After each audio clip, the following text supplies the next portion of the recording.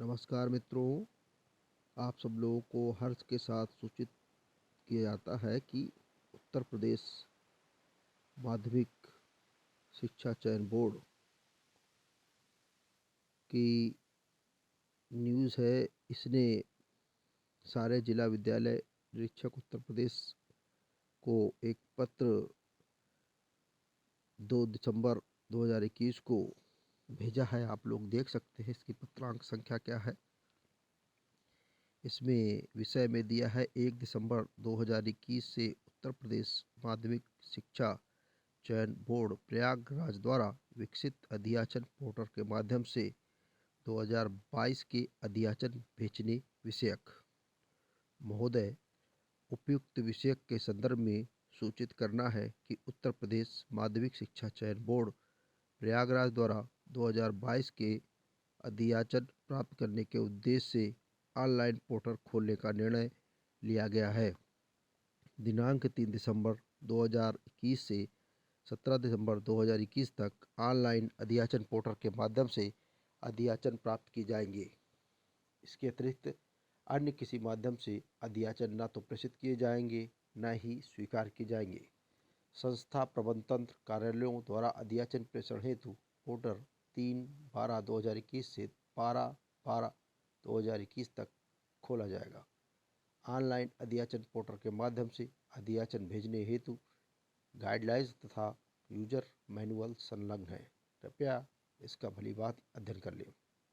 इससे ऑनलाइन अध्याचन प्रेषण में किसी प्रकार की कठिनाई न हो। जिला विद्यालय निरीक्षकों को पोर्टल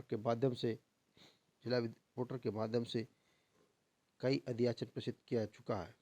तथापि जिला विद्यालय निरीक्षक कार्यालयों को अध्याचन प्रेषण में किसी कठिनाई की दिशा में रिमोट डेस्कटॉप के माध्यम से सहायता प्रदान की जाएगी। चयन बोर्ड की हेल्पलाइन नंबर दी गई है +91846800007598 पर संपर्क कर सकते हैं।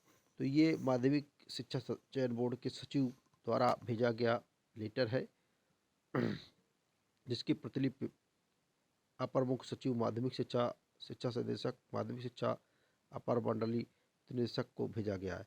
तो इस तरह आप ये लेटर देख सकते हैं। ये ग्रुप द्वारा निकाला गया हमारा पेज है और इसको आप देखें कि इसके आगे दिया गया है ऑनलाइन अध्याचन पोर्टल है तो गाइडलाइंस भी दी गई है। माध्यमिक शिक्षा चयन बोर्ड ने गाइडलाइंस दी है। कैसे दिया गया इसको आप एक बार ससरी निगाह से देखिए। हम पढ़ते हैं। उत्तर प्रदेश माध्यमिक शिक्षा चयन बोर्ड नियमावली 1998 के नियम 11 के अनुसार प्रबंध तंत्र द्वारा रिक्तियों की संख्या अवधारित करके उसे जिला विद्यालय निरीक्षक के माध्यम से बोर्ड को अधिसूचित किए जाने की व्यवस्था है। तदुपरांत उक्त अधिसूचित पदों के सापेक्ष ही चयन बोर्ड द्वारा विज्ञापन करके चयन की कार्यवाही की जाती है। अध्याचन प्रेषण की प्रक्रिया में प्रदेश के समस्त जनपदों में स्थित कार्यालयों, जिला विद्यालय निरीक्षक कार्यालय एवं संस्था प्रबंध तंत्र कार्यालय की भूमिका होती है। वर्ष 2019 से पूर्व अध्याचन प्रेषण एवं चयन बोर्ड में इसके संचयन की प्रक्रिया पूर्णतया मानवीय होने से इसमें अत्यधिक समय लगता था। मानवीय त्रुटि के कारण उत्पन्न होने वाली विभिन्न समस्या का सामना चयन बोर्ड को करना पड़ता है यथा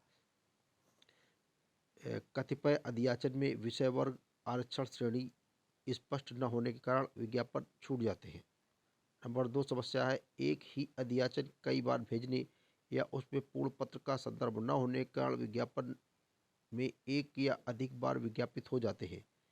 तीसरी समस्या है इनकी कतिपय विज्ञापित पद जिला विद्यालय निरीक्षक द्वारा असत्यापित कर दिए जाते हैं।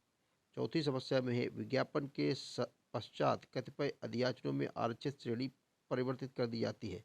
उपयुक्त कारणों से यहाँ एक और संस्थाओं में पद रिक्त रह जाते हैं, वहीं दूसरी ओर चयनित अभ्यर्थियों के कार्यभार ग्रहण करने की समस्या अनेक प्रकार से विवाद को जन्म देती है। इसको लेकर के माननीय उच्च न्यायालय में अनेक प्रकार की याचिकाएं आयोजित की जाती होती है। बोर्ड का नियमित कार्य विपरीत प्रभाव पड़ता है। उपरोक्त कागजों को समाधान हेतु चयन बोर्ड द्वारा ऑनलाइन अध्याचन प्राप्त करने के उद्देश्य से एक ऑनलाइन अध्याचन पोर्टल विकसित किया गया है, जिसके द्वारा जिला विद्यालय निरीक्षक कार्यालय, संस्था प्रबंध तंत्र कार्यालय समन्वय स्थापित करते हुए विषयवार, वर्गवार, आरक्षण श्रेणीवार रिक्तियों की संख्या चयन बोर्ड के कार्यालय में अधिसूचित कर सकते हैं। तो ये इन्होंने गाइडलाइंस दिया है कैसे आपको अध्याचन भेजना है। जो गलतियां अभी तक करते थे ऑनलाइन में, ये गलतियां न करें, ऑनलाइन पोर्टल बनाया गया है। अगला दिया गया है इन्होंने उत्तर मध्य माध्यमिक शिक्षा प्रक्रिया प्रवाह प्रोसेस फ्लो है। ऑनलाइन अध्याचन पोर्टल में प्रत्येक कार्यालय के उपयोगार्थ लॉगिन अनुभाग विकसित किए गए हैं। पोर्टल की प्रक्रिया प्रवाह निम्नलिखित बिंदुओं के रूप में समेकित है। सर्वप्रथम उत्तर प्रदेश बोर्ड चयन बोर्ड कार्यालय द्वारा जिला विद्यालय निरीक्षक कार्यालयों की लॉगिन आईडी निर्मित की जाएगी। इस क्रम में जिला विद्यालय निरीक्षक का नाम, मंडल, जनपद, पिन कोड, लॉगिन आईडी और पासवर्ड पोर्टल पर अंकित किए जाएंगे। इसके बाद है जिला विद्यालय निरीक्षक पोर्टल पर लॉगिन कर प्रोफाइल में सामान्य सूचनाएं अपडेट करेंगे और आवश्यक रूप से ईमेल आईडी, मोबाइल नंबर और अंकित करेंगे। साथ ही स्कैन हस्ताक्षर अपलोड करेंगे। तीसरे बिंदु को दिया है प्रोफाइल अपडेट करने के पश्चात जिला विद्यालय निरीक्षक कार्यालयों द्वारा उनके अंतर्गत आने वाले समस्त सहायता प्राप्त माध्यमिक विद्यालयों के संस्थाओं के प्रबंध तंत्र कार्यालय की लॉगिन आईडी निर्मित करने के क्रम में जिला विद्यालय निरीक्षक द्वारा पोर्टल पर संस्था कोड, संस्था का नाम, संस्था का पता, पिन कोड, जनपद, मंडल, प्रबंधक का नाम, उस संस्था के प्रधान का नाम, लॉगिन आईडी तथा पासवर्ड अंकित किए जाएंगे एवं संबंधित संस्था प्रबंधक और संस्था पदाधिकारी को उपरोक्तों से सूचित करेंगे। पॉइंट 4 में दिया गया है संस्था प्रबंध तंत्र कार्यालय के प्राधिकृत प्रतिनिधि द्वारा पोर्टल में लॉगिन करके सर्वप्रथम अपनी प्रोफाइल अपडेट की जाएगी और आवश्यक रूप से अपनी email ID, email verified mobile number अंकित करेंगे। साथ ही स्कैन हस्ताक्षर अपलोड करेंगे। पॉइंट 5 में दिया गया है संस्था प्रधान विद्यालय प्रबंधक के मोबाइल नंबर, ईमेल आईडी की सूचना में किसी प्रकार के परिवर्तन की दशा में संस्था प्रबंधन कार्यालय द्वारा जिला विद्यालय निरीक्षक कार्यालय को सूचित करेगा। जिला विद्यालय निरीक्षक के संस्था स्थानांतरण की दशा में नवीन जिला विद्यालय निरीक्षक को अपने स्कैन हस्ताक्षर, ईमेल आईडी, मोबाइल नंबर को पोर्टल में अपडेट करने तथा चयन बोर्ड कार्यालय को सूचित करना होगा। अध्याचन प्रशिक्षित उत्तर प्रदेश माध्यमिक शिक्षा चयन बोर्ड की नियमावली 1998 के नियम 111(2) का के अनुसार एक निश्चित समय सीमा पर निर्धारित की गई है, जिसके सूचना समस्त जिला विद्यालय निरीक्षक ईमेल और एसएमएस के माध्यम से दी जाएगी। यह प्रक्रिया पोर्टल के माध्यम से संचालित होगी। जिला विद्यालय निरीक्षक कार्यालय अपने अंतर्गत आने वाले समस्त सहायता प्राप्त माध्यमिक विद्यालयों के संस्था प्रबंधन कार्यालयों को निर्देशित करेंगे कि वे 7.7 में निर्धारित समय सीमा के अंतर्गत अध्याचन सूचना पोर्टल में अंकित करें। पॉइंट 9 में दिया गया है संस्था प्रबंध तंत्र कार्यालय द्वारा संस्था से संबंधित सूचनाएं तथा संस्था की वित्त पोषित मान्यता का स्तर, मान्यता प्राप्त विषयों की सूचना, कुल स्वीकृत पदों की संख्या, सीधी भर्ती के कार्यरत अध्यापकों की सूचना, प्रबंध तंत्र द्वारा अवधारित रिक्तियों की सूचनाएं पोर्टल में अंकित की जाएंगी। पॉइंट 10 में दिया गया है संस्था प्रबंध तंत्र कार्यालय संस्था की वित्त पोषित मान्यता प्राप्त स्तर, मान्यता प्राप्त विषयों की सूचना, कुल स्वीकृत पदों की संख्या पोर्टल से प्राप्त प्रथम बार ही अंकित कर सकेंगे। पुनः अध्याचन प्रेषण की दशा में सूचनाएं पूर्व की भांति रहेंगी और इसमें किसी प्रकार का संशोधन जिला विद्यालय निरीक्षक कार्यालय या ओटीपी वेरिफिकेशन उपरांत ही संभव हो सकेगा।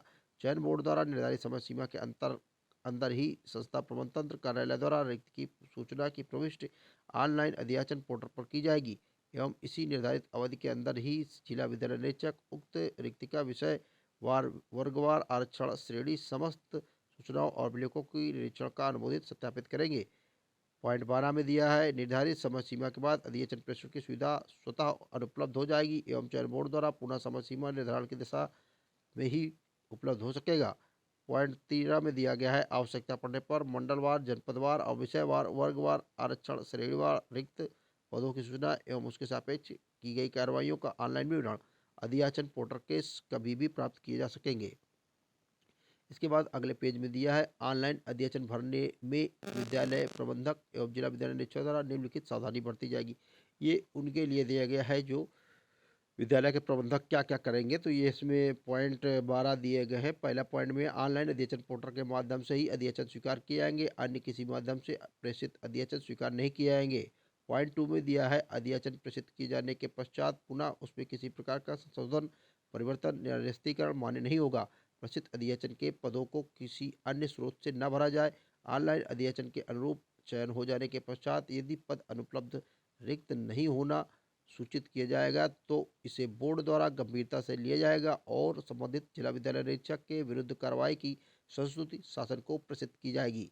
पॉइंट 3 में दिया गया है अध्याचन हेतु निर्धारित प्रोफार्मा के प्रत्येक प्रविष्टि को अभिलेखों के सत्यापन के पश्चात ही भरा जाए।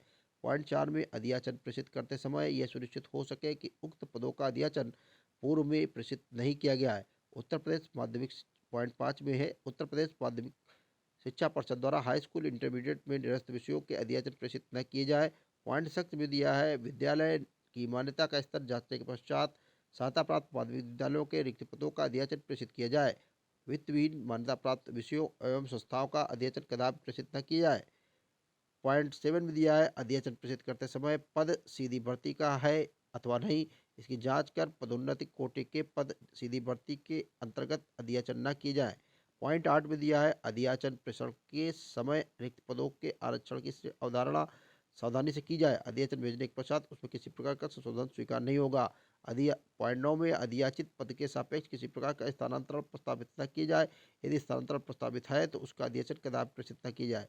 पॉइंट 10 में दिया मृतक आश्रित नियुक्ति हेतु अधिकृत जनपद में आवेदन की समीक्षा कर ली जाए, इसके समाधान के पश्चात ही अध्याचन भेजा जाए।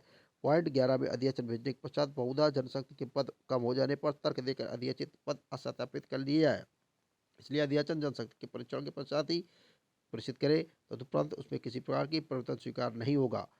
पॉइंट 12 में दिया है जिन पदों के सापेक्ष माध्यमिक उच्च न्यायालय का कोई आदेश हो उसमें विशेष सावधानी बरतते हुए अध्याचन प्रेषित किए जाए, जिससे अवमानना की स्थिति उत्पन्न न हो। तो ये आपके दिए गए हैं विद्यालय के निरीक्षकों विद्यालय प्रबंध तंत्र के लिए जो सावधानियां बरतने के लिए कहा गया। तो ये आपके लिए बहुत महत्वपूर्ण न्यूज है, आप सबके लिए जो माध्यमिक शिक्षा चयन बोर्ड के शिक्षक हैं उनके लिए ये न्यूज है, प्रबंध तंत्र है उनके लिए, और प्लस सबसे बड़ी महत्वपूर्ण जानकारी उन छात्रों के लिए है जो टीजीटी पीजीटी परीक्षाओं और या अन्य परीक्षाओं में लगे हुए हैं। तो ये सुखद न्यूज है और सब लोग इस न्यूज को देख करके आसान्वित हों और अपनी पढ़ाई सुचारू रूप से जारी रखें, क्योंकि जल्द ही इसका विज्ञापन जारी होगा और जल्द ही एग्ज़ाम भी करा लिया जा सकता है। तो आप लोग सतत अपनी पढ़ाई जारी रखें। तो ये सारे पोर्टल में जो दिए गए हैं विवरण सत्य हैं और उसी से लिए गए हैं। तो आप इसको न्यूज को अति महत्वपूर्ण मान करके अपनी तैयारी जारी रखें। सारे लोगों अभ्यर्थियों को शुभकामनाएं। धन्यवाद। कृपया यदि आपको अच्छा लगे तो मेरा चैनल सब्सक्राइब करें, लाइक करें, शेयर करें। धन्यवाद।